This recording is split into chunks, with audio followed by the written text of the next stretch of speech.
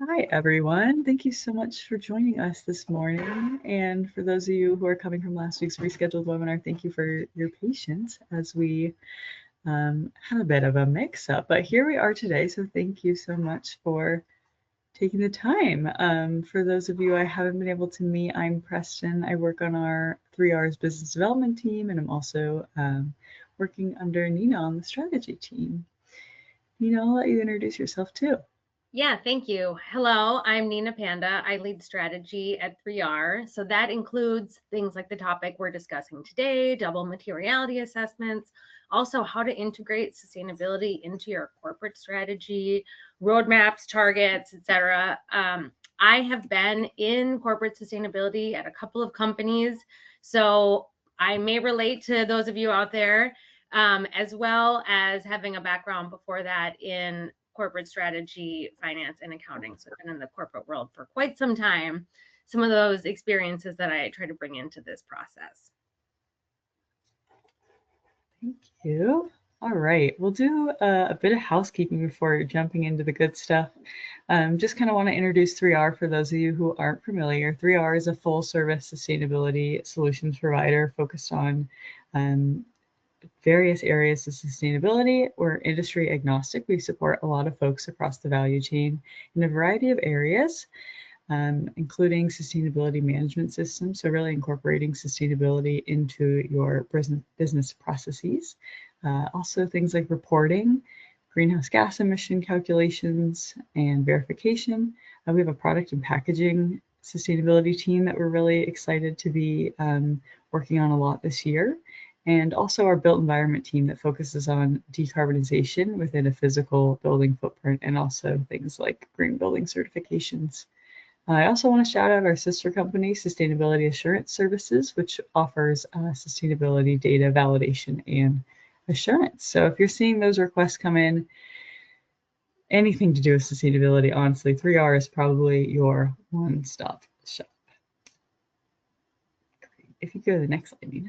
Thank you. Okay, so then I want to talk too about our complimentary webinars. So 3R does offer pretty much monthly, sometimes twice a month, complimentary webinars. Two I'm excited about in March have to do with the EU packaging regulation and PPWR and kind of how it impacts and relates to some of the US and EU laws, how they marry together.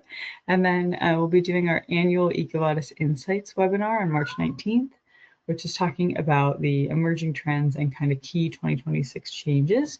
There's not too many changes this year, but it always is nice to go through any methodology updates and new questions that are being introduced. So if you're interested in joining those, feel free to follow us on LinkedIn, and these QR codes on the bottom have access to the newsletter that will give you kind of the cadence of those webinars.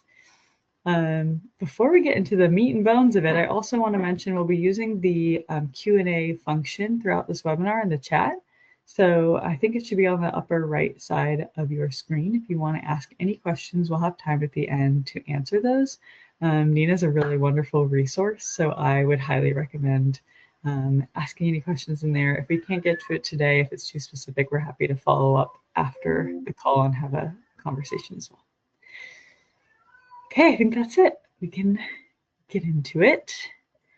Great. Thank you for all that background, Preston. So what we'll be talking about today, our focus is to help you to understand how materiality assessments can help drive the actions that matter. We understand that right now resources are slim. It's hard to find the time to do anything. And so we believe that by understanding how materiality assessments can help drive those actions, you can take those better actions. So we'll talk about what materiality really means, what the materiality assessment is going to tell you, how to use materiality insights to prioritize higher impact actions, and as noted, we'll have a live Q&A at the end. So just to start us out with a poll, wondering for those of you out there, how confident are you in your understanding of the ESG topics most important to your company? You have no doubt, you have the right ones, you're pretty confident, not super confident, or honestly, not so confident. So we'd love to hear from you just to get us started. We won't call anyone out if people are feeling not very confident. It's all behind a secret wall.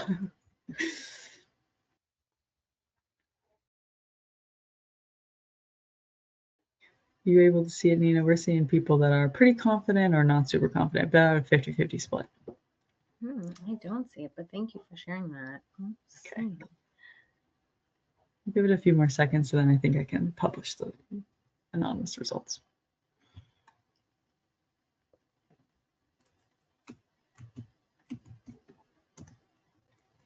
Okay. All right, so we got about a 50-50 split throughout. Pretty confident or not super confident. So down the middle, 50-50 split. Okay, well, great insights. And that's what we're here about today. And I think that's hard in general to just feel confident with some of these topics in sustainability, that they're the right ones to be working on. And so that's why we're talking about materiality. So materiality, what is it? Coming from finance and accounting, we talk about materiality all the time. And especially in this context, what it is materiality is simply what matters most. What it is for your organization, it considers unique organizational elements and the stakeholders that matter most to your organization. Materiality should consider how serious, how widespread, and how permanent impacts might be. What materiality isn't is an inventory of everything that sounds important. It's also not a sustainability wish list. Unfortunately, it's not about what we care about, it's where we can make the most change. And really, we can drive the most impact that way. It's not a one-time exercise. We know the world is changing around us all the time. So as business shifts, as risk shifts, as context changes, materiality may need to be refreshed just to make sure it's still on point. You wouldn't have a corporate strategy that's 3 or 4 years old, and the same thing for materiality points. It's also not simply a reporting disclosure. Reporting may use materiality, you may use it to inform your reporting, but really it's about focus and prioritization. So if your materiality assessment says that 15 or 20 topics are all equally important, it hasn't really helped you to make a decision. I think about it this way. So if I am going to a restaurant looking for some tacos, yum. But the same restaurant has pizza and ramen and sushi. Are they really prioritizing those tacos? Are they going to make those the best tacos? So by really focusing on what you can make the most impact on, you can have the strongest impact and also have a really clear messaging on that. So now that we've defined what materiality is, let's talk about what is a materiality assessment. So we'll start out with possible sustainability topics, really looking pretty broadly on what could be considered material and what could matter to the organization. With that, next we would apply business context and judgment, saying what is really unique and specific. We would look at internal and external perspectives. This is a really important part of the process. And finally, end with a short prioritized list of what matters most. Getting more into that materiality assessment journey, so how that comes to life is we start with sustainability standards. EcoVadis is a key sustainability standard we use here. We also look at the Sustainability Accounting Standards Board, or SASB, as you might know, that has specific standards related to industries. We'll assess those challenges and trends as a baseline, starting for the materiality assessment. Next, we'll do industry benchmarking. We'll look at competitor reports, peers, customers, any maybe potential customers that are coming up to identify what topics they think are material, and evaluate the company's alignment with industry expectations. This is really valuable input to the materiality assessment process, but actually it's really valuable input that goes well beyond the DMA. These are the insights that can sometimes really help inform the strategy, the roadmap, and the target setting, looking at stakeholder expectations and how to be most competitive. The next piece is stakeholder engagement. In this element, we gather cross-functional perspectives to provide internal context and validate those external insights that we've gathered at earlier stages in the process. At 3R, we typically do this through interviews, but we find that surveys can also be really valuable. Focus groups, it really depends on how engaged you want your stakeholders and how they best might respond. This is not just about getting their perspective, but it's about bringing them along in the process. And finally, we get to the topic evaluation. So we evaluate the sustainability related impacts, risks, and opportunities to guide the prioritization and help to determine the strategic evaluation of these topics. So this is the element that's the exercise in quantification that helps in the prioritization of what matters and also what doesn't matter. So prior to this webinar, a couple weeks ago, reached out to my LinkedIn network and did a survey. Just curious kind of what the vibe was going to be here. And my question was, what do people think? What do they think about materiality assessments? If you know me, sometimes I like to be a little devil's advocate and say, you know, are they really critical for strategy? Is it a good idea, but hard to execute? Maybe it's low ROI for the effort. Again, we don't have a lot of time. So where are we going to get the most return on investment? Or maybe it's something else. So I was surprised, but happy to hear the perception that materiality assessments are critical for strategy. The important step there is that we bring that to life. So once you have the materiality assessment, really taking the actions and making the decisions on it. We also heard that it's a good idea, but hard to execute. And so that's kind of one thing that we want to focus on today is both how to execute the assessment and then how to bring it to life into your sustainability strategy. So we'll get into the benefits, but first, another poll just to see who's out there and experience with materiality assessments. So this poll coming up here, have you done a materiality assessment for your organization? It's moving. Some double materiality, some not yet. Again, about a 50-50 split. Okay, we've got 60-40 split to yes. A few more people have done materiality than not yet, but people seem to be prioritizing the double materiality, not what we call basic materiality or single materiality.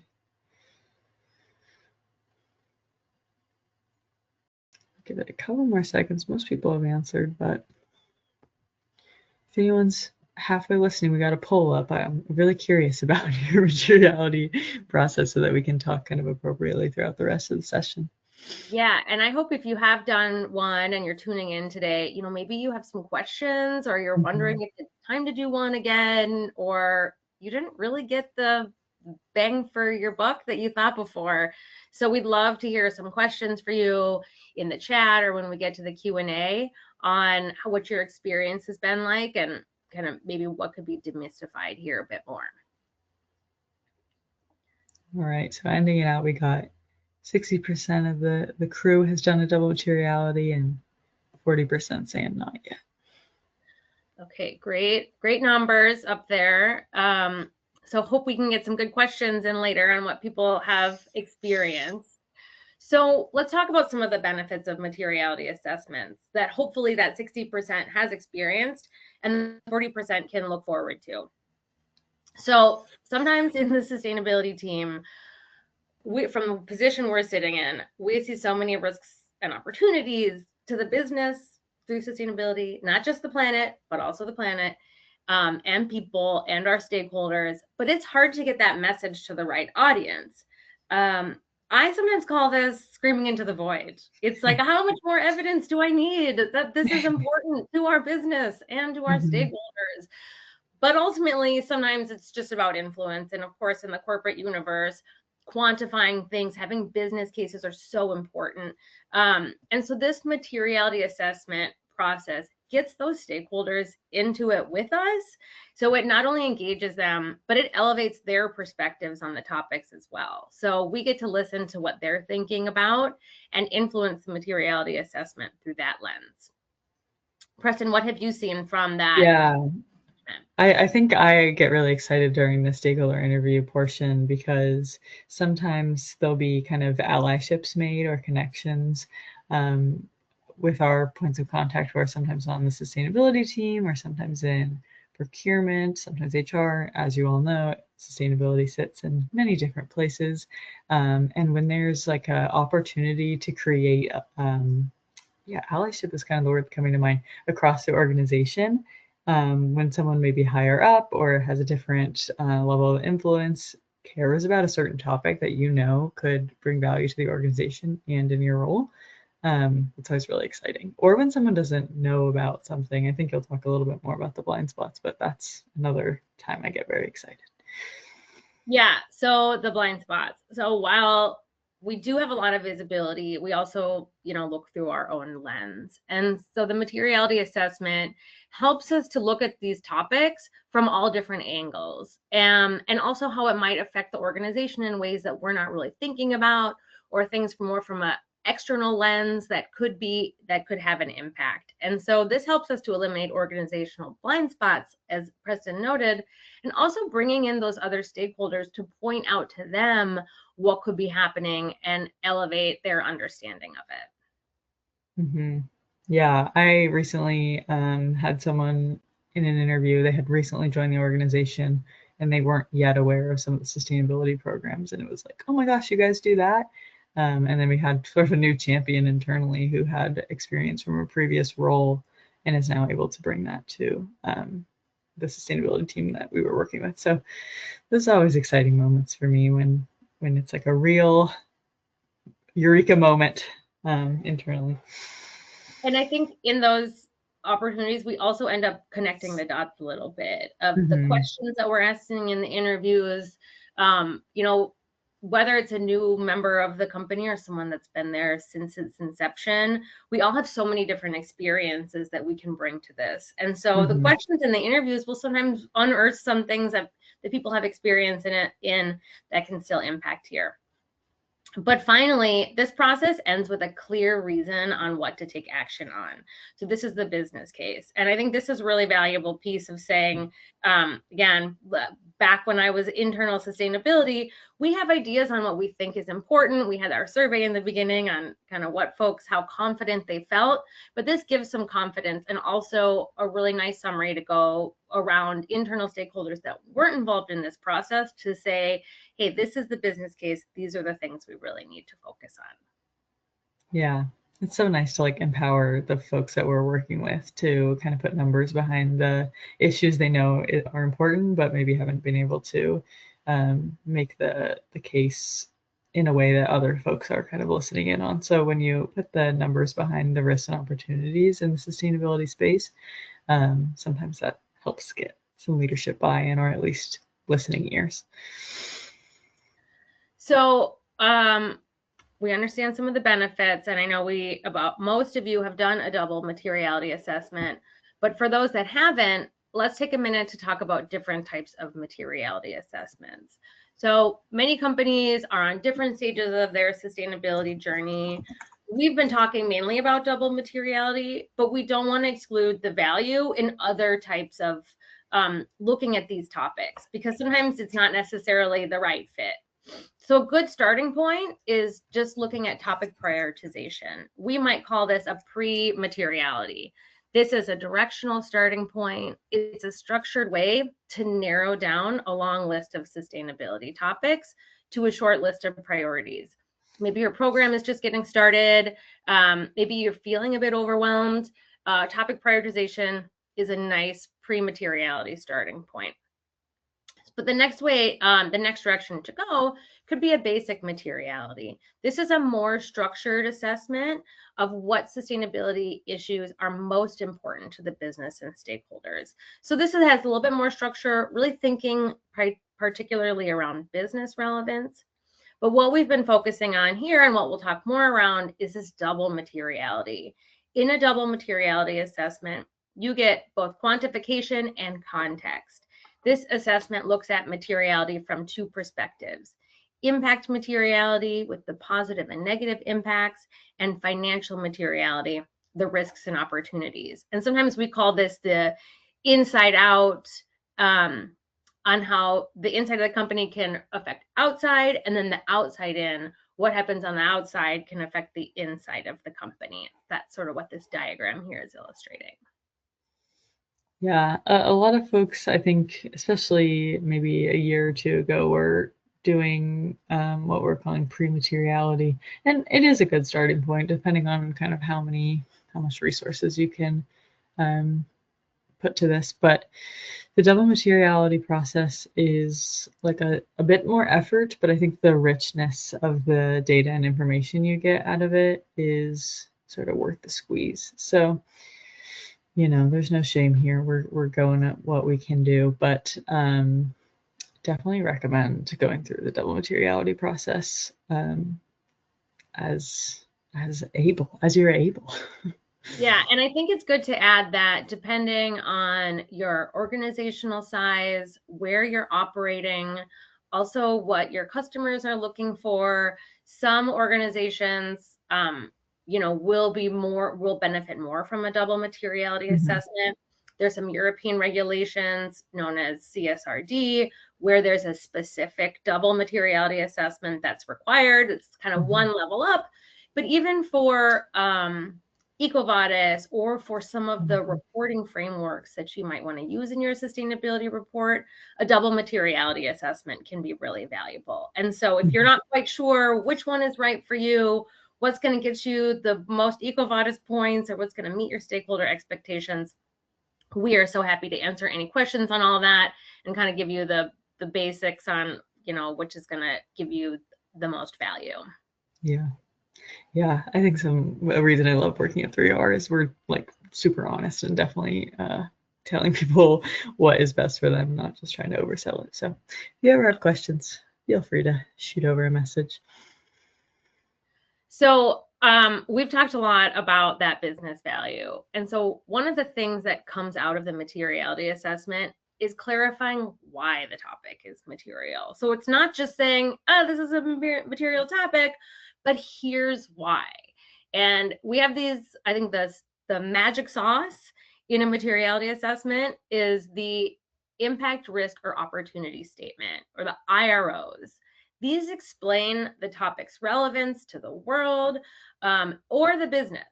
The IROs remove subjectivity. They take that topic and they ground us in the same context and consequences. So what would be included in an IRO? From the impact lens, these are actual potential positive or negative effects the company can have on people and the planet. So this could be, for example, harm to customers as a result of a data breach. Next, on the risks, this is how actual or potential financial risks, usually driven by legal, operational, or reputational. For example, this could be fines or legal costs resulting from human rights violations in the supply chain. So again, here's like a blind spot that you might not be thinking about, but it can identify a risk to the organization. And not to forget the opportunities. So these are actual or potential financial opportunities due to sustainability matters where there could be value or competitive advantage. So this could be cost reductions due to energy efficiency upgrades, or new products or business models that are available due to kind of investing in sustainability.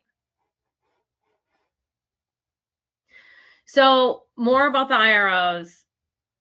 Why should we use the IROs? It does make the process a little bit more lengthy, or maybe, there needs to be a little bit more thought. But what they answer is, what happens if we act? What happens if we don't act? And who is affected? And again, kind of going back to the prioritization, it's good to ask the question, and sometimes your stakeholders in the company outside of sustainability will say, what happens if we don't? And the IRO should answer that for you. IROs help you to do more with less.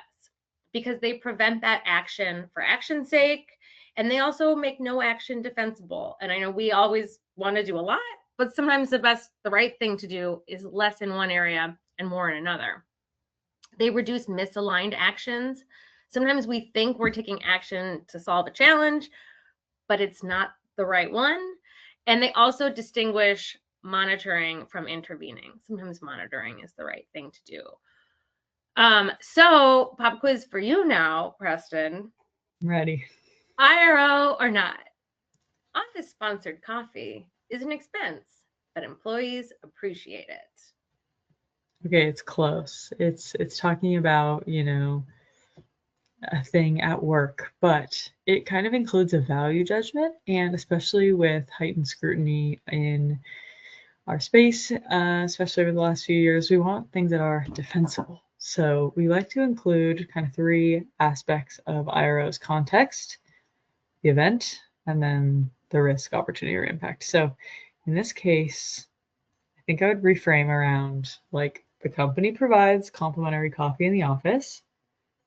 There's an event. The coffee take is no longer complimentary. If the coffee is no longer complimentary, employees will be undercaffeinated and maybe not as productive, and the company will lose money. So that's a risk. And if we can quantify the productivity of the coffee, that's when we would be able to see, is this a material risk? Is the non-productivity kind of greater than the materiality threshold?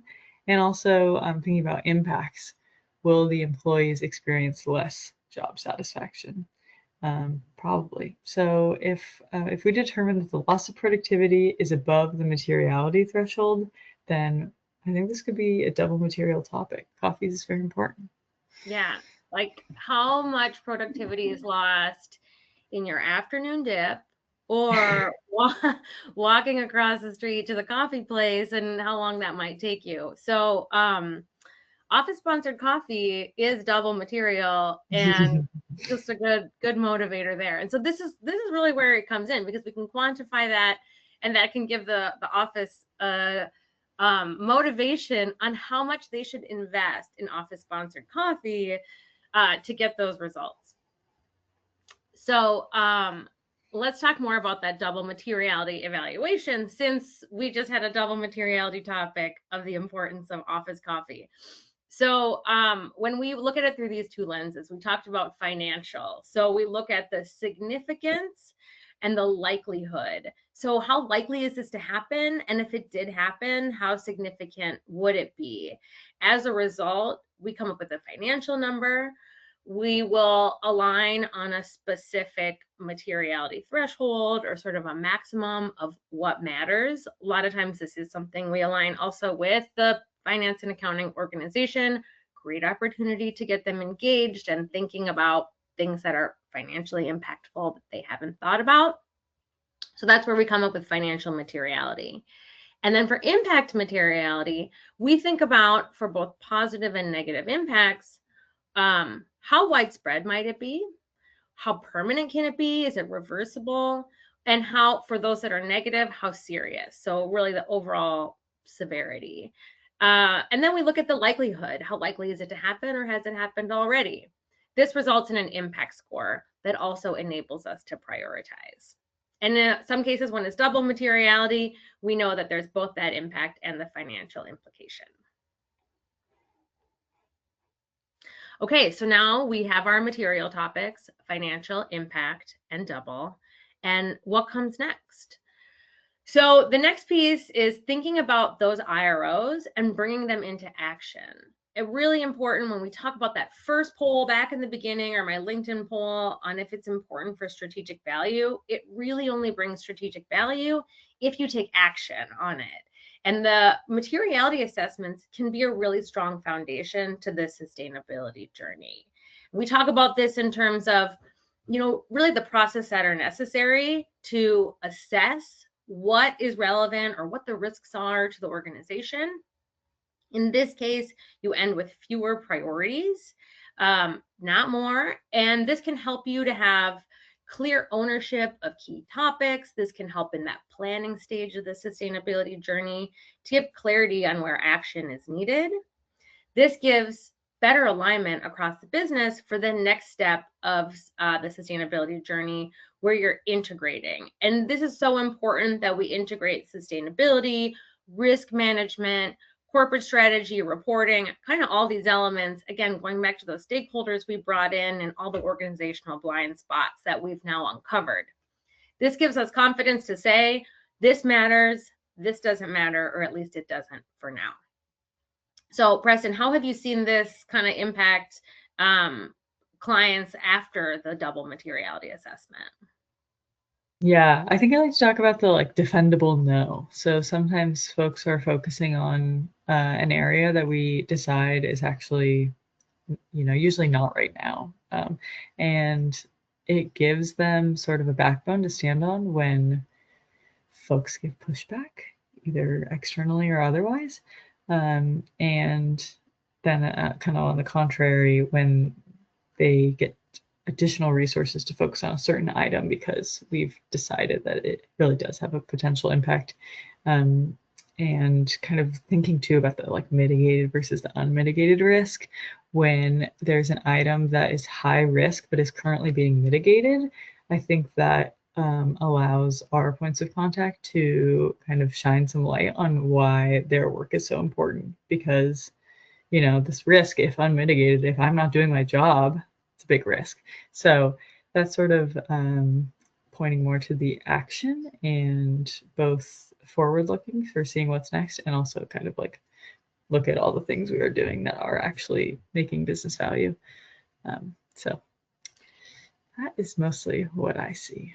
Yeah, that unmitigated risk is such an important point because I think in organizations sometimes it gets taken for granted, maybe policies that are in place or structures. And again, in this moment where sometimes organizations are being restructured pretty regularly, and resources are lost or they're changing, the possibility that something that has been in place that's been mitigating risks to the organization can be removed and organizational context is lost, this will really point out that, hey, we need to have something there, or this piece that was there was important, or it's missing now. And so in this time of change where longevity is in flux, knowing the unmitigated risk is really important.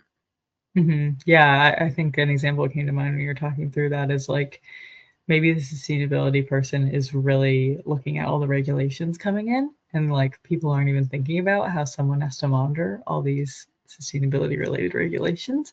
And then maybe they got let go or something in a layoff. And then all of a sudden no one's looking at these regulations and like there's posed a giant risk to the organization for non-compliance. So I think if you're able to sort of tie, like, look at my job is mitigating all this risk, that can be really powerful.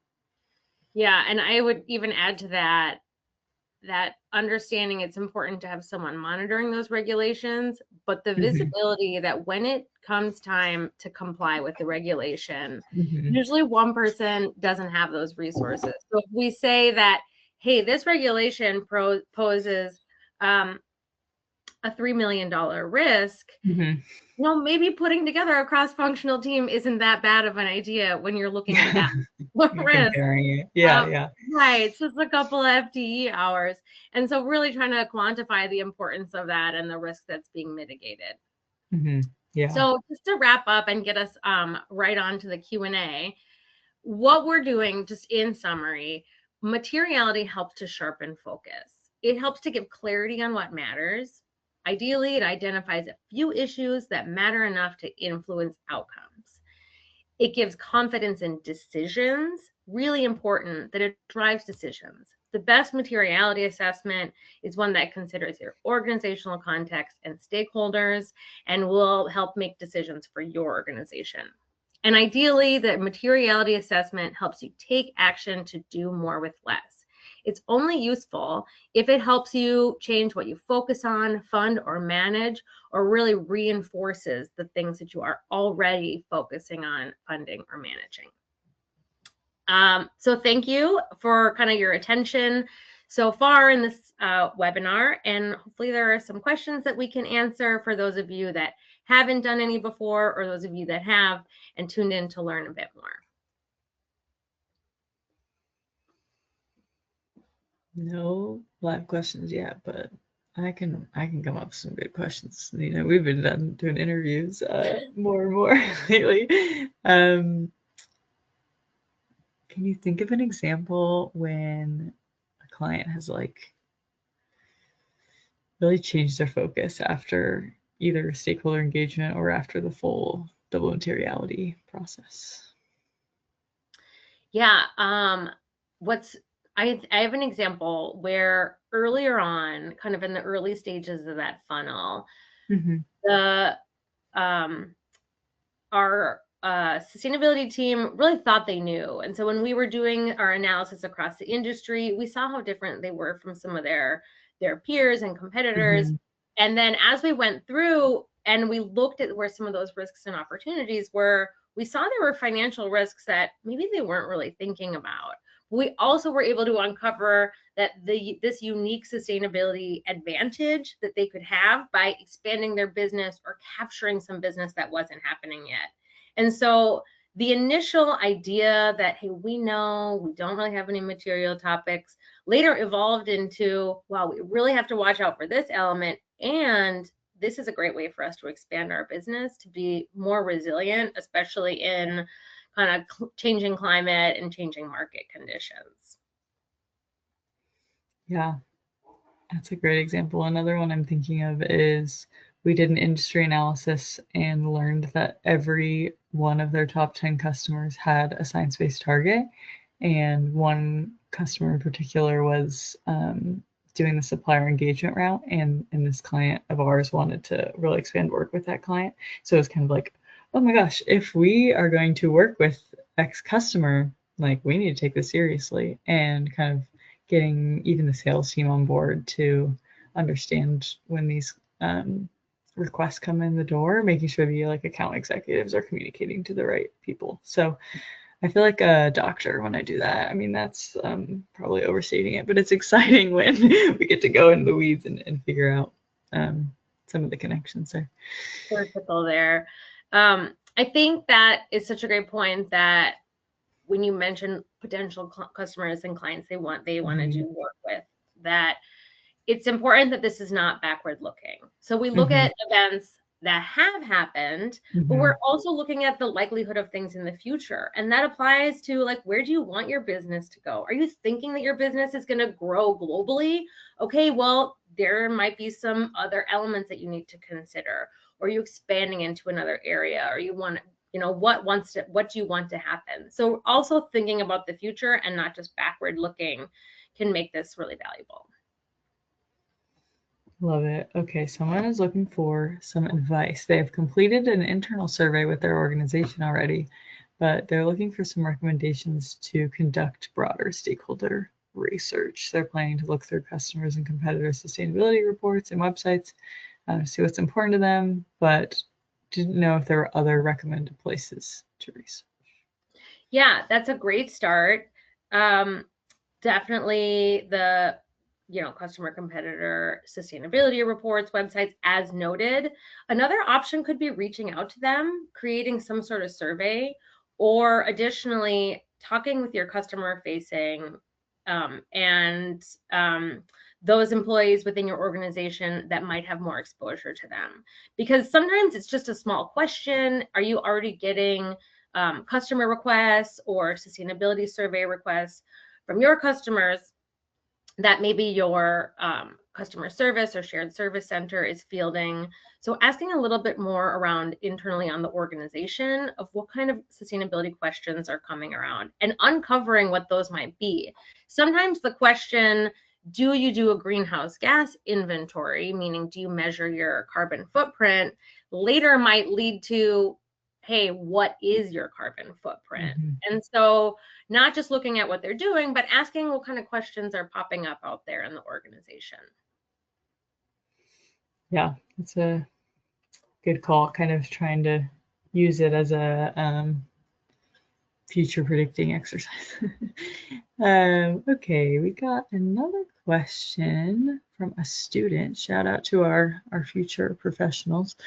Um, as a student, we learn a lot about the theory of plotting out a materiality matrix. In your experience, what is the biggest real-world challenge when trying to get internal leadership to actually align on these priorities?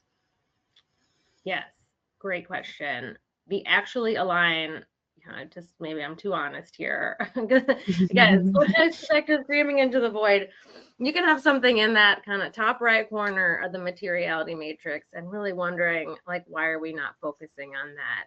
And Mhm. that's where, number one, in having internal leadership involved in this process. Now, depending on the size of your organization, you may not get the CEO in there, but hopefully you can get, some leaders from, internal strategy, or if not, the CFO, a finance planning and analysis leader, and really starting to get on their radar of the analysis that you're doing, so that when you get to that materiality matrix, they've been involved in the process. They know Mhm. they have input, they've had input on it. And when you have a number behind it, that's usually where internal leadership starts listening a little bit more.